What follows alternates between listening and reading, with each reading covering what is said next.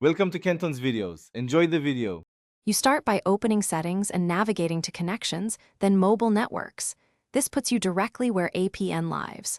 Once there, tap Access Point Names to view profiles. You need an existing APN to edit or the plus button to add a new one.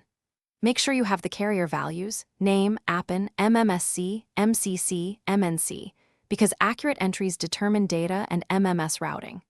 Don't skip verifying mobile data is enabled now. If it's off, new APNs won't connect. Now you enter the details precisely. Tap the plus icon or an existing APN to edit fields like name, APN, proxy, port, and MMSC. These control data, MMS, and tethering. Set MCC and MNC using the numeric codes from the carrier so the network recognizes your profile.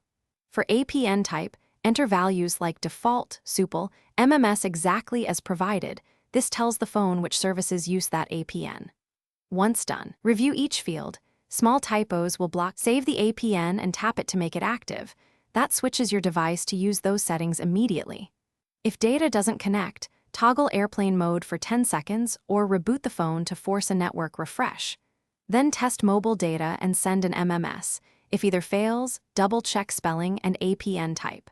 Troubleshooting tip. If still broken, reset APNs to default and re-enter only the required carrier fields. This clears conflicting entries without a factory reset. Thanks for watching. Consider subscribing if we helped you.